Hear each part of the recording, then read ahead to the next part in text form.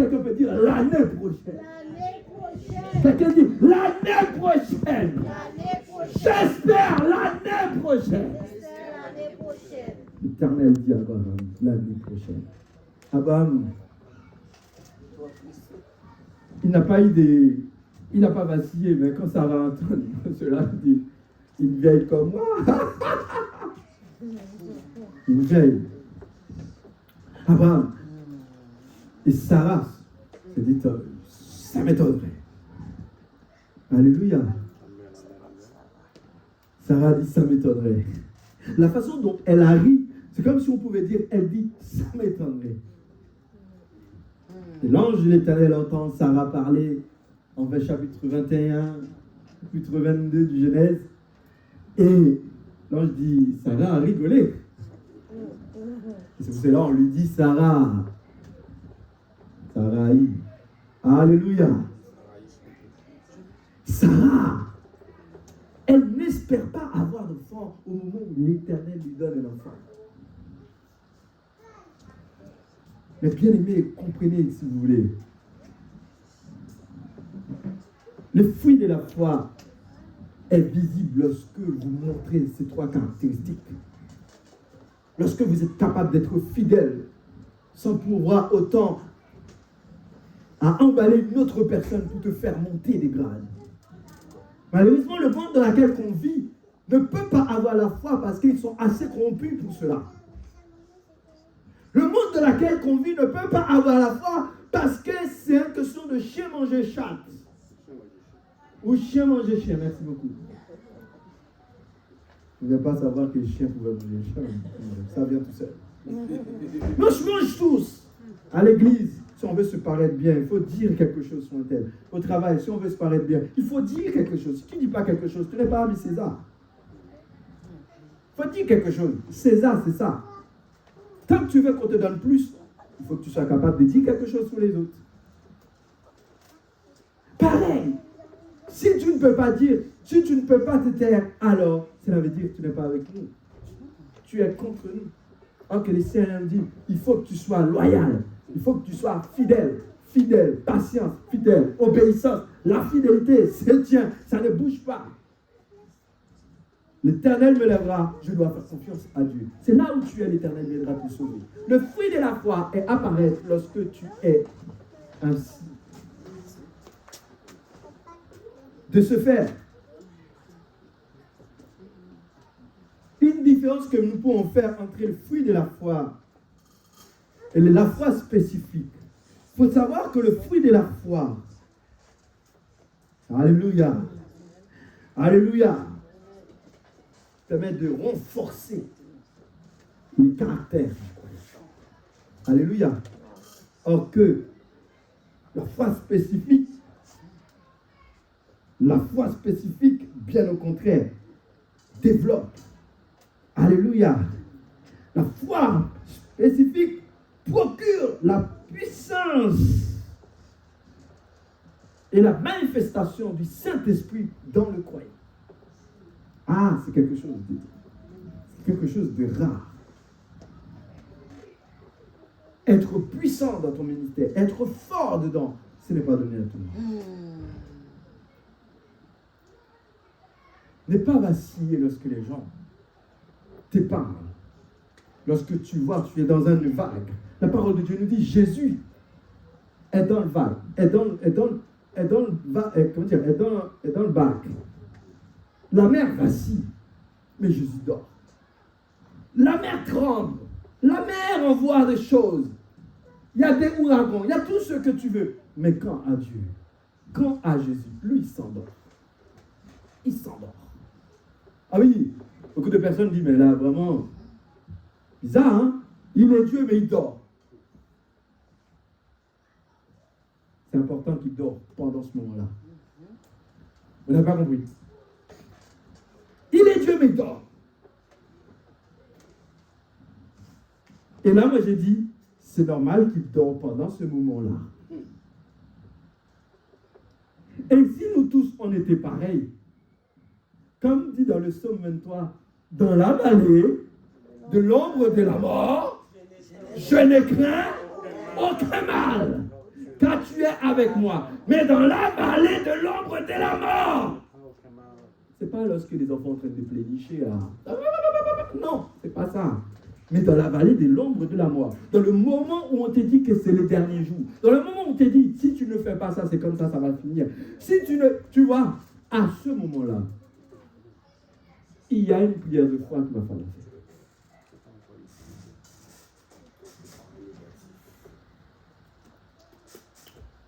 Jésus dort.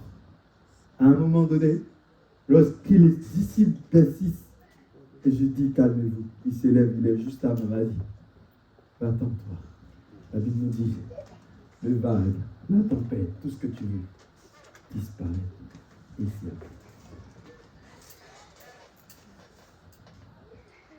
Dans le cas de Jésus, nous pouvons voir directement un trait de la foi spécifique. Amen. Mais concluons sur la foi, les fruits de la foi. Deuxième partie de choses que j'aimerais parler du fruit de la foi, il faut savoir que dans le fruit de la foi, on distingue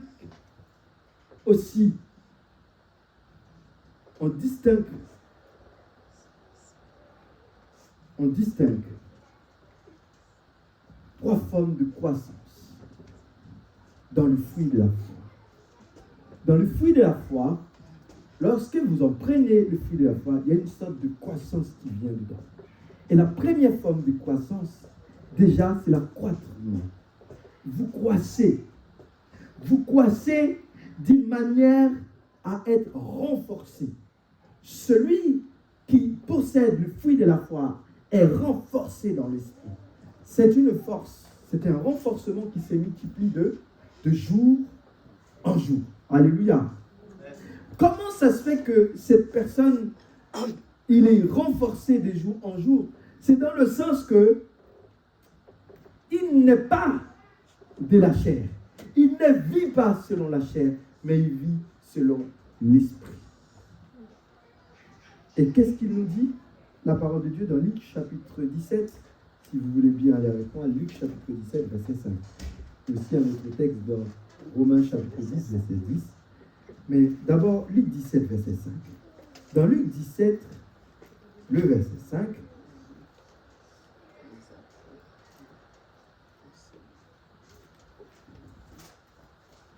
Seigneur, les apôtres disent ainsi comme tel, Seigneur, augmente-nous la foi. Qu'est-ce qu'il dit? Le Seigneur dit, si vous avez de la foi, comme un grain de sénévé, vous direz à un grain, à ce sycomore, déracine-toi et plante-toi dans la mer. Oh là là. Et il vous obéirait. Et Jésus, je ne sais pas si c'est moi qui ai mal compris, mais je vais vous dire quelque chose. Ça n'a pas de sens.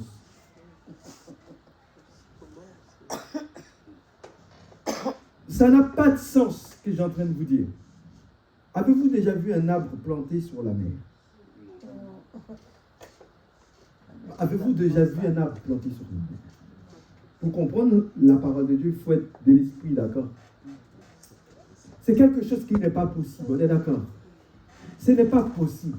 Mais avec la foi, ce qui n'est pas possible visiblement, physiquement, est possible spirituellement. Bien sûr, il ne faut pas prendre les textes au premier degré. On ne pourra jamais faire pousser un sycomore dans la mer. Mais en d'autres termes, le problème, ton problème, ta situation, ton maladie, celle que les médecins t'ont dit qu'ils n'ont pas d'espoir, ta formation, ta réussite, amen, la fertilité, cela par contre, l'Éternel est au-dessus de tout. Le problème, quand nous regardons bien, souvent, comme j'ai dit souvent, on regarde souvent comme ça. Quand on a un problème, on est nous et les problèmes en face. On n'a pas les yeux rivés de l'autre côté, on a vraiment les yeux rivés sur les problèmes. Et comme on est souvent buté à regarder souvent le problème, on a du mal à trouver des solutions. Amen. Et puisqu'on a du mal à trouver des solutions, on ne fait pas de recherche. Les disciples disent, Jésus, comme c'est toi qui as fait des miracles, tu sauves, tu délivres, tu fais plein de choses. Maintenant, augmente la nôtre. Comme si les disciples espéraient à ce que Jésus appuie sur un bouton. Un interrupteur. La foi augmente. Non. Et Jésus va dire quelque chose avec une fermeté inégalée. Il va dire, si vous avez la foi comme les grains de sénévé, Jésus ne répond pas à la question, mais pour lui, il les enfonce un peu plus. Là. Dans le sens, ils me disent que la foi donc, que vous en avez, il ne nécessite pas à se former pour l'avoir. Il ne nécessite pas à aller chercher quelque chose. Amen.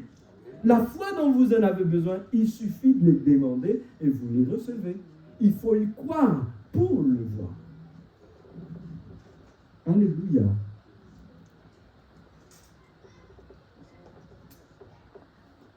Donc la première, l'accroissement. L'accroissement. L'accroissement. Et la deuxième, nous pouvons dire la deuxième, l'accroissement, je disais, le fruit de la foi, croître et renforce. Deuxième, se renforcer. Alléluia. S'il croître, il doit renforcer. Alléluia. Quelqu'un peut dire renforcer. Renforcer. Il doit croître d'une manière inégalée. L'onction du croyant, la force, l'obéissance, ta patience. Certes, il doit les faire grandir. Mais pas que. Il doit aussi faire grandir. Ça veut dire rendre plus fort ce que tu as déjà. Alléluia. Rendre plus fort ce que tu as déjà.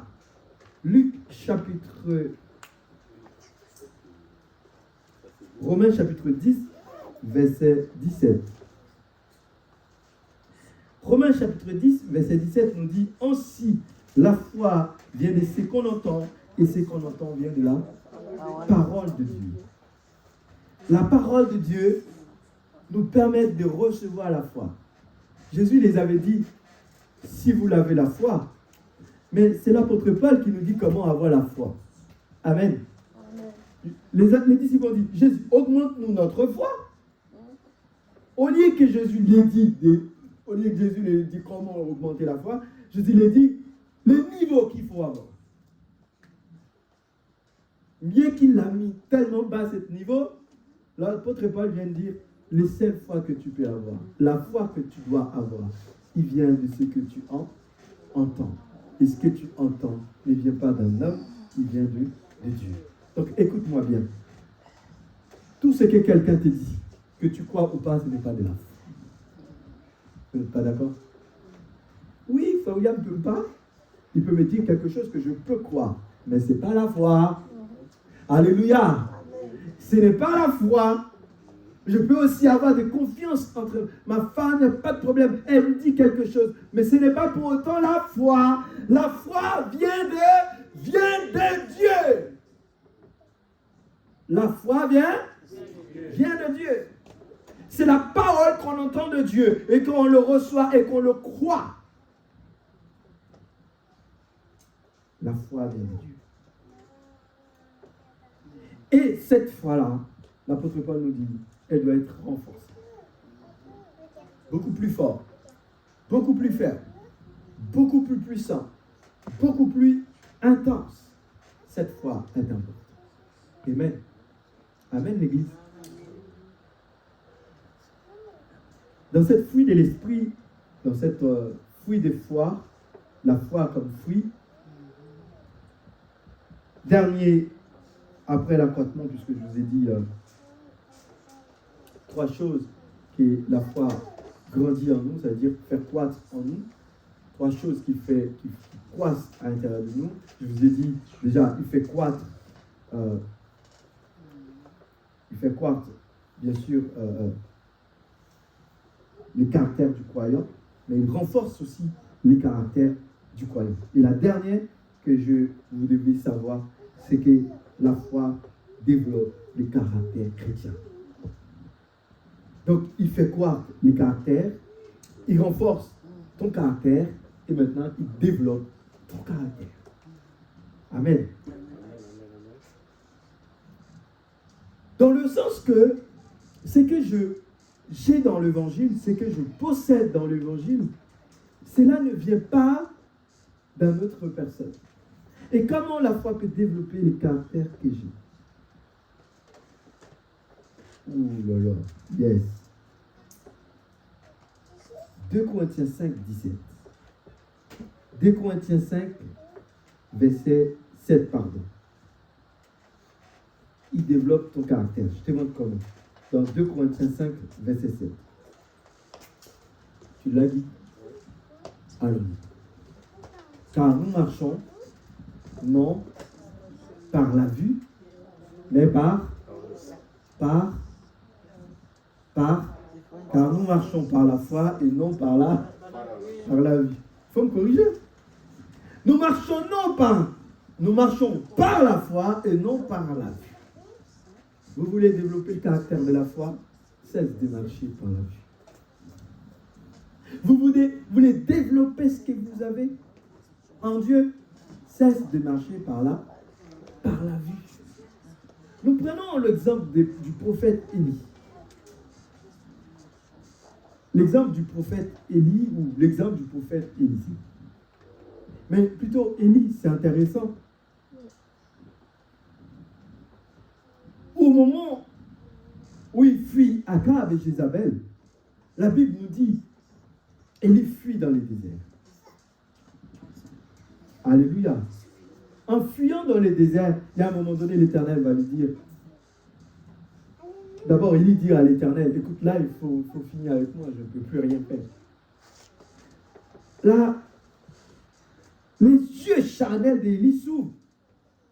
Élie s'est dit, je ne peux plus combattre contre Jézabel. Je ne peux plus combattre contre Akab. Ils sont tellement forts qu'au point je ne vois plus le Dieu qui est grand. Et Élie s'est fait des idées devant l'Éternel. Élie se jette dans le désert et dit l'Éternel, vas-y maintenant, vas-y, l'écoute grâce. Parce que je deviens un prophète qui a échoué. Alors reprends-moi. Et pour se justifier, Élie dit avec l'Éternel, est-ce que moi, qui n'a pas fléchi, tous les autres prophètes, on les a mis à mort. Ils sont corrompus, on les a mis à mort. Et l'Éternel regarde Élie. Il dit, Élie, mais tu ne comprends rien, Élie. Ce n'est pas parce que tu ne vois pas les nombres de prophètes que j'ai, tu dois te faire des idées. L'Éternel dit avec Élie, il y a plus de 500 prophètes qui ne sont pas fléchis les genoux devant Akab et devant Jézabel, mais tu ne le vois pas. Élie ne comprend pas la pensée de Dieu. Et là, l'Éternel lui dit, prends de la force. Prends de la force parce que le chemin, il est long. Prends de la force, le chemin, il est long. Alors, la Bible nous fait comprendre que Élie se relève. L'Éternel l'a reboosté. Et une fois qu'il est refait, Élie envoie des messagers. On va lancer directement un ultimatum. On va montrer qui est le Dieu de victoire. On va montrer le Dieu des dieux. On va montrer le Dieu qui sait faire de tout. On va montrer ces dieux-là. On ne marche pas par la vue, mais on marche par la foi. Élie arrive. Il dit, on va faire quelque chose. On va voir le Dieu d'Akab et mon Dieu, lequel le plus grand. On va les mettre en situation. On va les mettre en démonstration. La foi, preuve de démonstration. On va les mettre en démonstration. Et la Bible nous dit, elle dit, vous allez mettre du bois, vous allez mettre un animal, on va tous les défailloter. Celui qui invoquera son Dieu, et son Dieu va consumer l'autel, on croira que c'est ce Dieu-là qui est vivant. Et on va s'effléchir devant ces dieux. Akab voit tellement ses majestueux, et aussi c'est un moyen aussi pour vraiment montrer au peuple que Élie est un charlatan. Élie aussi c'est un moyen pour lui dire que on va démasquer vos faux dieux cette fois-ci. Si j'avais fléchi avant, maintenant je ne peux plus le faire. Et c'est pour cela je trouve qu'il est difficile de voir un enfant de Dieu. Le diable t'a mis par terre, tu te relevais et tu veux encore retourner. Ah non! Dieu t'a relevé. C'est la preuve que tu ne peux plus faire marche arrière. Élie dit, je ne peux plus retourner en arrière. Il faut que j'avance maintenant. Et voilà. Le moment arrive. La Bible nous dit, les féticheurs, les serviteurs, les prophètes de Baal, et tous se mettent en... Ils commencent par se jeter, se saigner. Parce que si on se saigne, il va venir beaucoup plus vite l'esprit. Notre Dieu là, il va venir. Il tourne autour de l'autel. Il tourne, il fait des prières. Et ça dure 2 heures et des heures et des heures. La Bible nous dit, on attend. Il n'y a toujours pas de feu. L'autel n'est toujours pas consumé. L'autel, il n'y a rien. Parce que la parole nous dit, la foi ne vient pas des hommes et ni dans le féticheur. La foi vient de Dieu, mesdames. La foi ne vient pas dans les objets, dans le féticheur. La foi vient de Dieu, elle ne vient pas dans la sorcellerie. Amen. Tu n'as pas besoin de voir quelqu'un pour avoir la foi. La foi, tu as juste besoin de lui croire en Dieu et tu l'auras. Bon, à un moment donné, il dit, bon, cessons un peu cette simagrée, passons aux choses sérieuses. Je me fais comme ça parce que j'aurais été à la place d'Élie, j'aurais fait la même chose. Bon, passons aux choses sérieuses. Reculez-vous. C'est quelque chose de sérieux qui va se passer. On y va. Maintenant, mets-moi des litres d'eau. Et là, les gens, ils regardent. Des litres d'eau. Faut pas mettre si tu veux consommer. Ça va contre l'esprit. Mets encore de l'eau. Élie insiste. Mets encore de l'eau. Mets encore de l'eau. Et on met de l'eau. Parce qu'on dit que Élie veut s'assurer que... Moi, je pense que c'est un moyen pour qu'Élie dise, bon, on va faire en sorte pour qu'on puisse impacter un peu la puissance de ce feu-là, pour que si ça vient, qu'on n'y rentre pas dedans. Parce que la parole de Dieu nous dit, notre Dieu est un feu dévorant, un feu ardent. Il peut s'allumer que tu ne consommes pas, mais quand il s'allume vraiment sur toi, mon ami, tu es détruit. Hein? Feu de destruction. Et là, la Bible nous dit, il a juste ouvert sa bouche. Il a juste ouvert. Il n'a pas fait des simagrées, des tours. Non. Et la parole de Dieu nous dit, c'est comme si les anges de Dieu, c'est comme si les seigneurs avaient déjà prévu. C'est comme si les ciels étaient déjà ouverts. Ils attendaient juste le mot qu'Élie se prononce. Et la Bible nous dit, là, le feu du ciel est descendu sur la terre. Ce n'est pas quelque chose qui est fait par la vue, mais c'est fait par la foi. Alléluia. Ce n'est pas fait par la vue, mais c'est fait par la foi. Parce qu'il faut le croire pour le voir. Il faut le croire pour le voir. Il faut le croire pour le voir. J'entends pas. Il faut le croire pour le voir. Il faut le croire pour le voir. Il faut le croire. Et ce n'est pas du monde physique. Parce que le monde physique te dit qu'avant d'avoir prouvé ta foi, quand je l'aurais vu, c'est qui a dit ça? Thomas.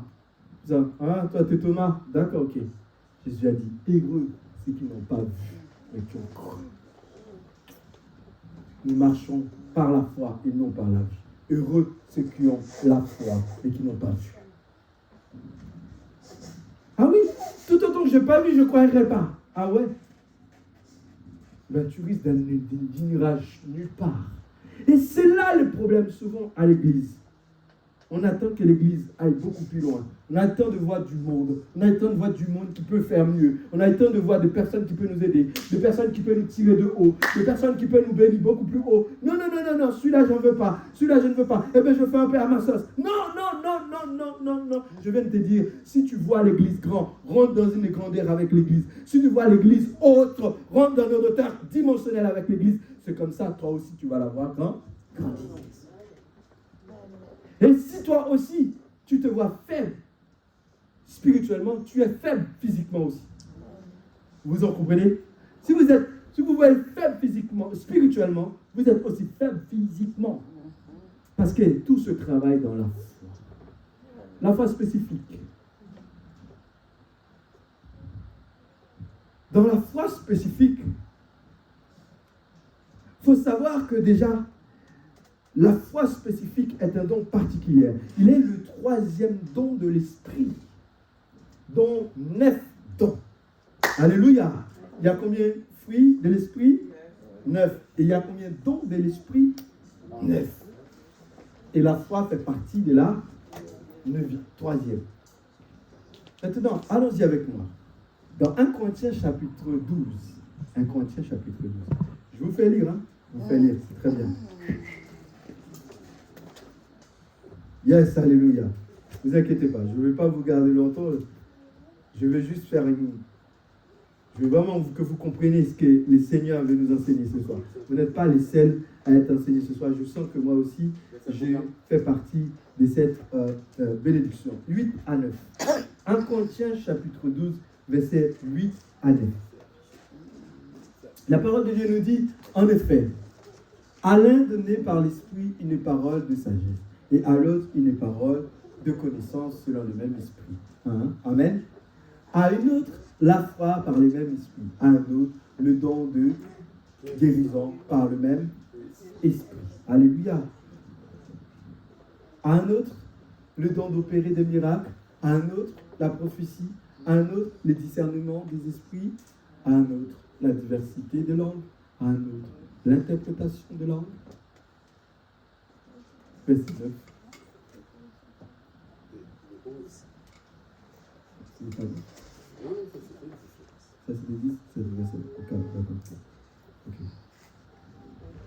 Une seule et même esprit opère toutes ces choses, la distribuer à chacun en particulier comme il le veut. Je ne sais pas, je vais peut-être reprendre dans ma version. Vous me permettez un peu. Romains, je reprends Romains. 1 Corinthiens, pardon, 1 Corinthiens chapitre 12. Et le verset 9, tu peux me l'afficher parce que, est-ce que tu me l'avais affiché le verset 9? 8 et 9. Ok. À un autre, la foi par le même esprit. À un autre, le don des guérisons par le même esprit. Je pense que je voulais rester là, alors je suis parti un peu plus loin. Le don de la foi. Qu'est-ce que c'est le don de la foi? Alors, si vous voulez, le don de la foi, c'est quelque chose que Dieu donne, ou plutôt, moi je dirais bien, c'est un don spécifique, un don particulier. Dieu nous donne afin d'accomplir des miracles particuliers. Le don de la foi, c'est un don, alléluia, qui soulève et déplace l'impossible. Le don de la foi, vous pouvez répéter après moi, le don de la foi soulève, déplace l'impossible. Le don de la foi soulève et déplace l'impossible. Je pense qu'on est dans une dimension beaucoup plus haute. S'il y a avant qu'il fallait avoir une foi qui suffit juste de croire, comme on dit, qui est passif, nous sommes dans une foi qui est active, parce qu'il est personnel. C'est quelqu'un que Dieu va investir pour son peuple. Il faut savoir que le don de l'esprit n'a pas été donné pour quelqu'un pour sa propre nature personnelle. Je vais vous dire quelque chose. Et c'est pour cela que je veux que vous compreniez ce que je veux vous dire. Je veux prendre le temps de vous expliquer. Juste avant. Il y a des personnes qui croient qu'ils ont un don de l'esprit en eux. Lève la main. Si vous croyez que vous avez un don de l'esprit en vous, lève la main. N'ayez pas peur, je ne vais pas vous demander. Non, j'en ai pas. D'accord. Vous avez là. Le don que vous avez en vous, ce n'est pas pour vous. Et c'est triste de croire, parce que vous l'avez en vous, vous pouvez faire ce que vous voulez avec. Oh, pasteur, il est méchant aujourd'hui. Oui. Et je vais juste te dire, au cas où si tu ne le sais pas, si tu ne le mets pas en application, tu risques de ne plus le servir. Même s'il est en toi. Tu risques de ne plus t'en servir. Même lorsqu'il est en toi. Donc de prêcher, si tu dis, ah, c'est ici là que je veux prêcher. Ça ne va pas, non, il y a trop de monde. Il y a très peu de monde. Moi, il me faut une publique de 20 000. Ah ouais? Mais Dieu veut que tu commences par ça. Pour te donner 10 000 après. Ah non, tu veux pas? Eh ben, c'est simple. Tu ne feras plus rien. Je vais le prendre, je vais le donner à notre sœur, qui aura une foi beaucoup plus haute, une spécificité de foi, comment dire, quelque chose de particulier. C'est donc qu'on parle, c'est comme si on parle de médecin généraliste et un chirurgien. C'est pas le même métier. Les généralistes, il y a des choses qui peuvent te donner et ça va faire passer à notre tête. Il y a des problèmes que tu as. Ce n'est pas un généraliste qu'il te faut. C'est un chirurgien. Quelqu'un qui connaît, qui est de la spécialité. Il ne va pas te dire, prends un doliprane, ma soeur, ça suffira. Et si tu refuses de mettre ces dons en application, l'Éternel te le retire parce qu'il ne voit que tu n'en veux pas. Tu ne l'utilises pas. Parce que le don qui est en toi, ce n'est pas pour toi. Mais c'est pour que tu puisses édifier les autres. Que tu puisses bénir les autres. Que tu puisses bénir les autres.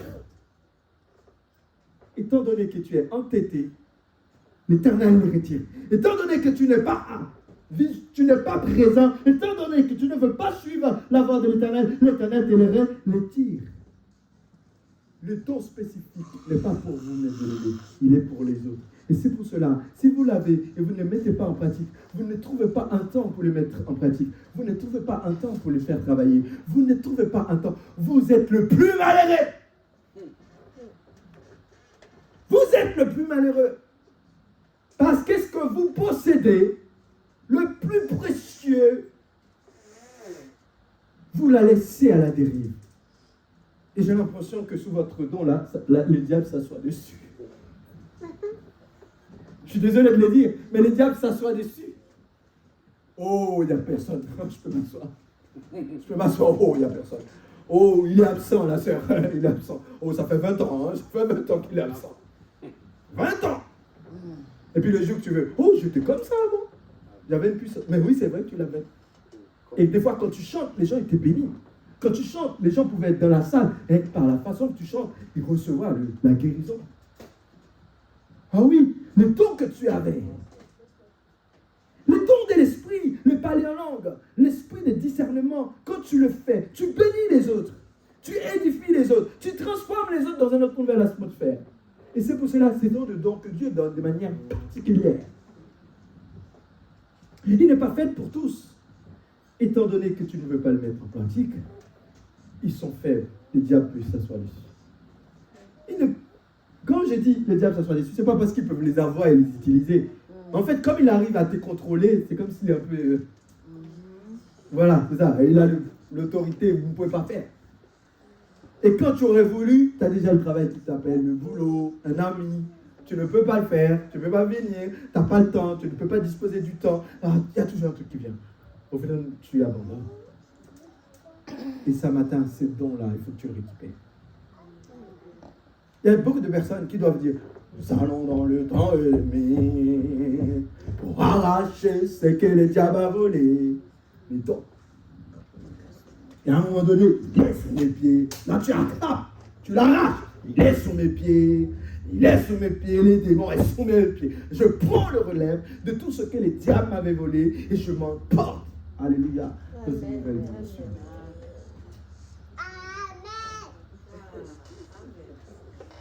Je développe le don de l'esprit. Ce don de la foi, excusez-moi. Ah oui, d'abord, accomplit l'œuvre de l'esprit. Puisque c'est un don de l'esprit. Alléluia. Donc il va accomplir l'œuvre de l'esprit. Bien sûr. Et c'est pour cela, ça n'arrive pas tout le temps. Ce n'est pas tout le temps, ça n'arrive. Ça n'arrive pas tout le temps. Il ne faut pas croire que le livre d'Ésaïe est rempli des miracles de l'apôtre Paul, des miracles de l'apôtre Pierre, des miracles de Jésus. Il ne faut pas croire que ça s'est arrivé. À chaque jour, il y avait un miracle. Ça n'existait pas. Tous les jours, il n'y en avait pas. Pourtant, à l'église, il y en a plus souvent qu'avant. Mais on ne le voit pas. Parce que vous savez, votre problème, ou notre problème, nous ne comptons pas les bienfaits de Dieu.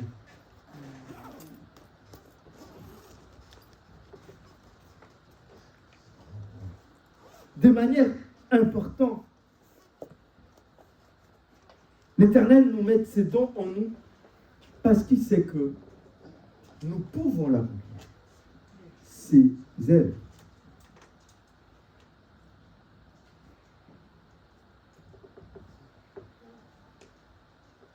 Je disais tout à l'heure, le fait que vous l'avez en vous, le don de prophétie, ou par exemple le don de chanter, vous n'avez pas besoin de faire effort pour les faire. Non mais c'est sincère.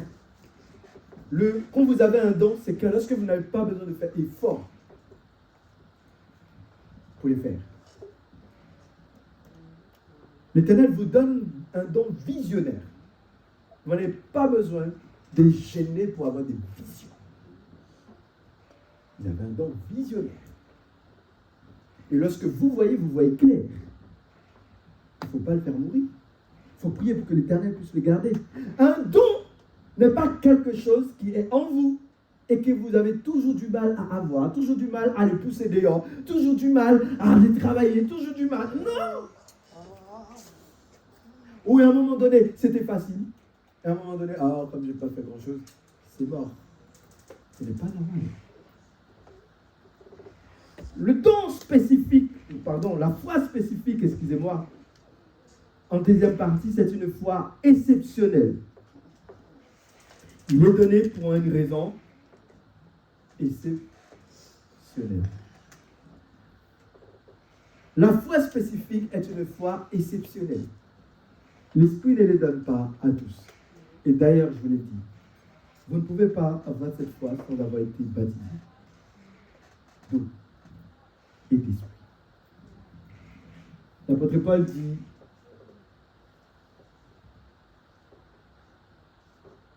il était arrivé dans un endroit où il avait trouvé des chrétiens qui étaient baptisés par Jean,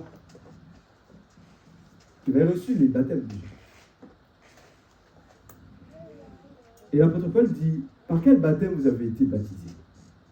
Nous avons été baptisés par le baptême de Jean. Vous n'avez pas reçu le baptême de Jésus? On n'a jamais entendu parler. La parole nous dit, l'apôtre Paul a pris le temps de prier avec eux. Ce n'est pas parce qu'ils n'avaient pas la foi. Mais quand tu commences par prier, quand tu commences par intercéder, l'apôtre Paul va les baptiser du Saint-Esprit. Parce que les baptêmes des gens, c'était les baptêmes d'eau, mais pas les baptêmes du feu du Saint-Esprit. Alléluia. Lorsque tu baptises au nom de Jésus, tu reçois les 3 baptêmes. D'eau, esprit et du feu. Tu dois avoir les 3 en même temps. Mais sauf malheureusement, on n'en a pas. Beaucoup d'entre nous, on ne l'a pas. Et qu'est-ce qui fait qui montre qu'on a le baptême du Saint-Esprit en nous? C'est lorsque vous commencez par parler en langue. Alléluia. Alléluia. Amen. Est-ce que je parle avec quelqu'un là? Amen. Vous parlez en langue. Combien d'entre vous qui parlent en langue? Non? Personne? Est-ce que parler en langue, c'est mauvais? Non. Pourquoi je ne l'ai pas fait? Parce que vous ne l'avez jamais mis en pratique. Beaucoup d'entre vous vous dites, ah non, mais c'est pas sérieux ça. Parler en langue, c'est pas pour les chrétiens. En tout cas, parler en langue, c'est pas pour moi. Comment que tu prouves que tu as le don de l'esprit en toi, qu'il y a le feu de l'esprit en toi? Vous savez, mes bien-aimés, lorsque vous priez de manière personnelle, lorsque vous priez physiquement, vous pouvez passer 1 heure de prière, pas plus. Vous m'entendez là? Quand vous priez physiquement, vous pouvez en faire maximum 1 heure. Maximum. Et encore. Des fois, au bout de 10 minutes, on est déjà parti. Mais quand vous priez, vous ne pouvez pas compter le nombre d'heures que vous pouvez prier. Vous savez pourquoi? Parce que c'est quelque chose que vous parlez. En fait, c'est votre esprit que vous déconnectez dans la chair. Alléluia. Vous la déconnectez dans la chair et vous la reconnectez où? À l'esprit. Pendant que vous la connectez à l'esprit, les gens qui sont autour de vous, ils sont miettes, ils ne comprennent pas, ils ne bavent, ils ne peuvent pas comprendre la langue de l'esprit. La langue de l'esprit, c'est une langue que l'esprit sait, elle comprend. Vous, vous êtes connecté à l'esprit, et l'esprit est connecté en vous. Quand vous parlez à l'esprit, et là, l'esprit descend. Alléluia. Il est toujours important. C'est une manière que je l'ai dit souvent. Lorsque vous parlez en langue, il est toujours important que nous puissions parler pour interpréter. Dans ces cas, je dis, lorsque vous savez que vous parlez en langue, vous ne pouvez pas l'interpréter, il est toujours de le faire quand vous êtes chez vous. Quand vous sentez le besoin de prier, priez chez vous et parlez. Mais quand vous ne pouvez pas interpréter, ça ne sert à rien de le faire à l'église. Ça ne sert à rien de savoir que ça peut déranger. Ne le faites pas.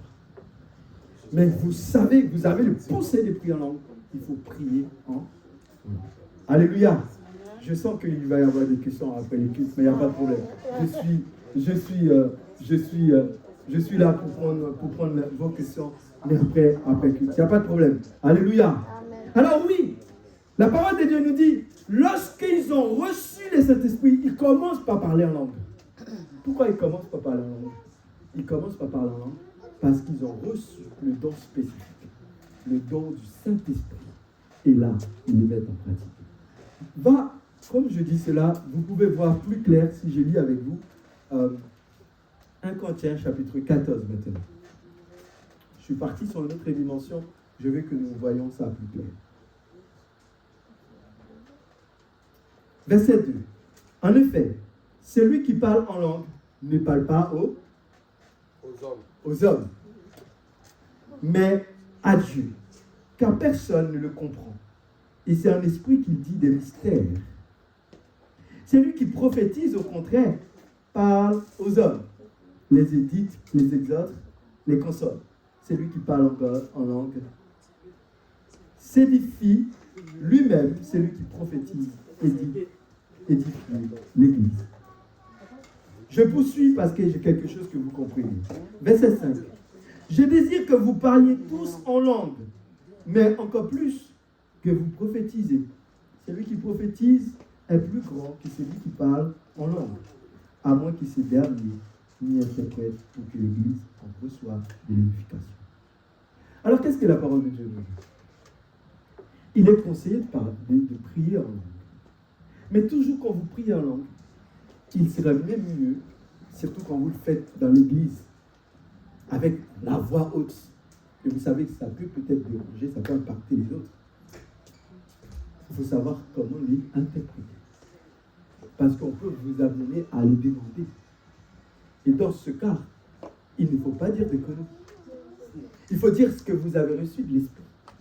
Mais quand vous parlez en langue en vous-même, vous priez en vous-même. Et c'est pour cela, je dis, lorsqu'on a un culte, le parler en langue ne se fait pas dans tous les cultes de l'Église. Il faut savoir à quel moment vous le faites entre vous et Dieu. L'apôtre Paul dit, celui qui parle en langue, c'est lui qui prophétise d'abord. Son don est beaucoup plus haut que celui qui parle en langue. À moins que celui qui parle en langue reçoit aussi le don d'interprétation. Parce qu'il peut parler en langue et ne pas avoir le don d'interprétation. Amen. Ah, pasteur, tu me compris dire, je suis perdu. Je suis d'accord. C'est pour te dire quoi? Il ne faut pas se limiter parce qu'on te dit, ah non, il ne faut pas parler en langue. Tu peux ne pas avoir. Ça ne dit pas que tu te sens le pousser de ne pas faire. Parler, si ça te vient. Mais ayez un réflexe de sensibilité. C'est-à-dire que là où tu es, tu dois aussi mesurer l'endroit où tu es. Mesurer la façon que tu le fais. La posture que tu le fais. Parce que ça, c'est très important. Que tu as besoin de ne pas aussi, de faire attention avec les personnes qui vous entourent.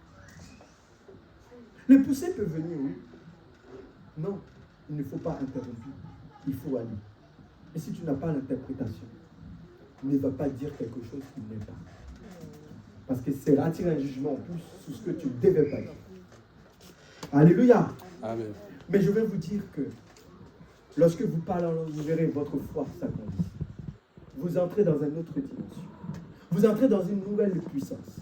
Et celui qui parle en langue reçoit les édits, les mystères cachés du Saint-Esprit. Alléluia. Je le répète, celui qui parle en langue reçoit les mystères cachés du Saint-Esprit. Et c'est pour cela, si vous ne l'avez jamais reçu, je vous conjure de demander qu'on prie pour vous, afin que le Seigneur vous aide à le recevoir. Amen. Amen. Je crois que j'arrive un peu vers la fin de ma prédication. De toute façon, le don de parler en langue, c'est quelque chose que je n'avais pas prévu d'en parler, mais le Seigneur a voulu qu'on puisse en parler ce matin, parce que c'est un moyen aussi de recevoir les spécificités, les dons de cet esprit. Ce n'est pas une prédication que normalement qu'on aurait dit simplement prêcher, mais qu'on aurait aussi dit enseigner. J'ai fait juste effleurer les choses, mais je ne vais pas entrer vraiment en profondeur.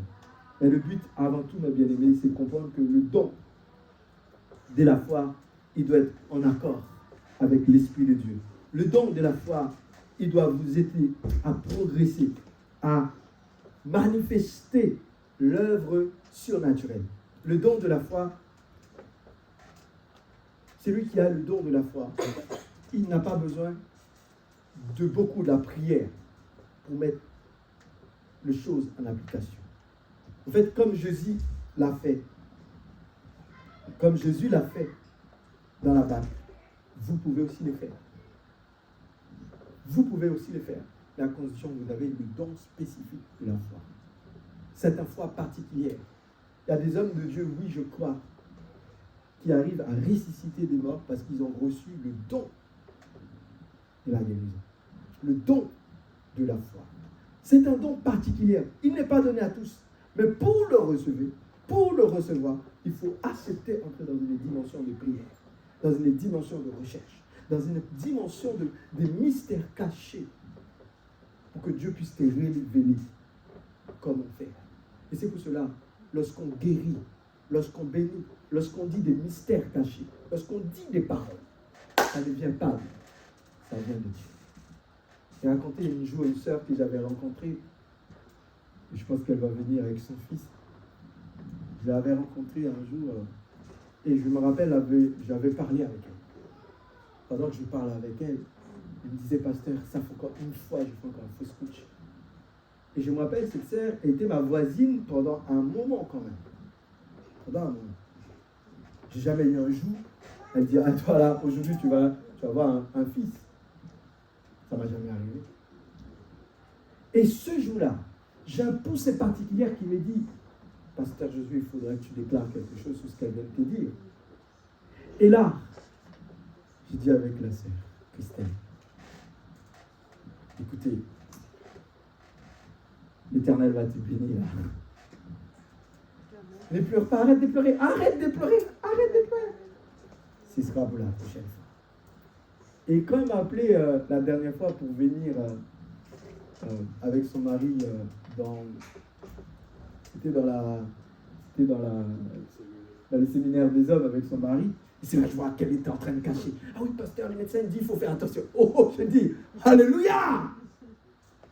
Alléluia! J'ai sauté de joie parce que je voyais que l'Éternel était au rendez-vous. Il faut avoir une foi spécifique pour déclarer des choses qui sont surnaturelles, des choses qu'on ne pourrait pas imaginer. Et à un moment donné, je vois qu'elle est disparaître de la circulation, jamais entendu parler. Et en août dernier, là, je l'ai appelée sœur. Oui, ça va ma sœur, tout va bien. Oui, pasteur, on voulait connecter, mais malheureusement, on ne pourrait pas. L'Éternel m'a béni, l'Éternel m'a béni. Je l'appelle Samuel. J'ai dit, wow, alléluia, l'Éternel, il est grand. Parce qu'on l'a déclaré et l'Éternel le rend possible. Ça, ce n'est rien. Ça, ce n'est pas quelque chose de naturel. C'est le surnaturel. Ça, c'est le don de la foi. Il faut avoir la foi beaucoup plus haute que ça pour réussir ce qui est surnaturel. Aujourd'hui, nous les chrétiens, on a du mal à l'avoir. Et c'est pour cela qu'on fait beaucoup plus confiance avec les doliprane, tout ce qu'il faut dire. Je n'ai pas dit qu'il ne faut pas faire confiance aux médecins. Mais est-ce qu'il n'y a pas de moment au corps que vous pouvez aussi confier certaines choses avec Dieu? Il n'y a pas encore d'autres choses. Certaines situations. Vous attendrez quand le médecin va vous dire, ah ma soeur, c'est le dernier. On ne peut plus rien faire. À ce moment-là, vous allez remettre dans la main de Dieu.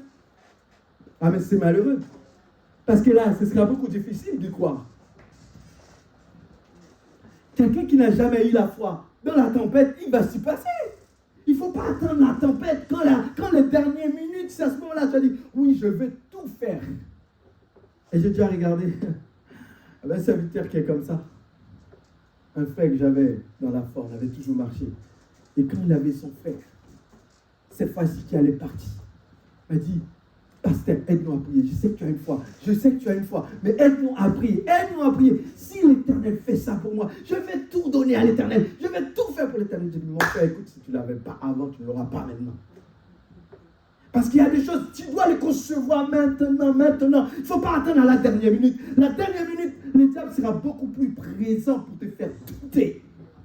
Et c'est là que j'en veux parler avec un enfant de Dieu. Le diable te fera douter. À la dernière minute, ce ne sera pas possible. C'est maintenant, en tant qu'enfant de Dieu, tu dois bâtir votre foi sur des solidités. Il est plus facile pour un chrétien fondé dans l'évangile de douter plus facilement en temps de tempête pour une personne qui n'a jamais été à l'église.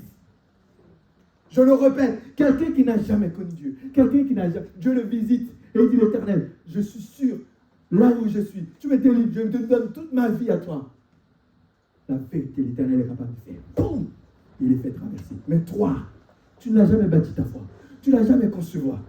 Tu as toujours été, je suis là, aujourd'hui. Et demain, quand tu es paniqué, là, je suis paniqué, pasteur, prédicateur, tout le monde. Non. Il était temps qu'il fallait préparer. Alléluia. Il est important. Mais bien aimé, je ne viens pas rigoler avec ça. Je vais vous dire quelque chose qui n'est pas naturel. D'accord, oui. Mais je vais vous dire quelque chose qui est au-delà de ce que je vais vous enseigner. Je vais vous dire que, ma bien-aimée, la foi n'est pas naturelle. La foi est surnaturelle. Les gens ne peuvent pas comprendre votre foi. Si vous cherchez à faire comprendre cela, vous allez vous mentir à vous-même et vous allez mentir aux autres. Il ne faut pas faire des promesses. Quand le Seigneur dit, il faut mettre agir. Il faut entrer dans une dimension particulière, mais avec Dieu. Alléluia. Je le crois. Je le crois que la sœur va venir bientôt témoigner. Mais je voulais vous dire ça pour conclure ma prédication. Pour vous dire que l'Éternel agit encore. Il avait agi avant. Il agit maintenant. Il agira dans le futur. Vous ne croyez pas? J'ai dit quoi? Il avait agi avant. Il agit maintenant. Il agira dans le futur. Maintenant, c'est à vous de croire. C'est à vous de le prendre. Prendre votre position. Servir l'Éternel, mais vraiment fidèlement. Fidèlement. C'est une chose que je veux toute ma vie dans mon ministère. C'est que le jour où je dois m'en aller, que je n'aurai rien à regretter. Vraiment rien à regretter. Que je pars jeune ou vieux ou vieillard. À n'importe quel moment que je dois partir. Que je partirai sans rien regretter. Vous savez pourquoi? J'aurai tout accompli. J'aurai tout accompli avec vous et aussi avec Dieu, ensemble. Amen. Et c'est pour cela, vous aussi, vous devez le savoir. Ne regrettez pas votre décision avec Dieu. Prenez-le à cœur. Ne le faites pas avec un niveau faible. Ne bâtis pas votre foi avec du sable, le bâtir avec du roc. Parce que tant que vous essayez de serrer quelque chose qui n'est pas solide dans votre main, vous savez ce qui se passe? Quand vous serrez les sables dans votre main, qu'est-ce qui se passe? Plus vous essayez de le retenir, plus ça tombe. Ça tombe. Parce que c'est pas du solide, c'est du sable. Bâtis votre foi sur le solide. Bâtis votre foi avec la fidélité. Bâtis votre foi avec de l'art, avec de l'obéissance. Bâtis votre foi avec de la patience. Et au-dessus tout, vous verrez s'accomplir l'œuvre de Dieu. Je ne sais pas si quelqu'un veut recevoir cette nouvelle dimension de foi. Je sais que le temps de faire le tour, mais je veux bien prier avec toi. Tu peux encore passer devant, je vais prier pour toi. Tu veux recevoir ce niveau de foi, cette position de foi, je te demande de passer devant. Je prierai avec toi. Alléluia. Laisse entrer le roi des gloires.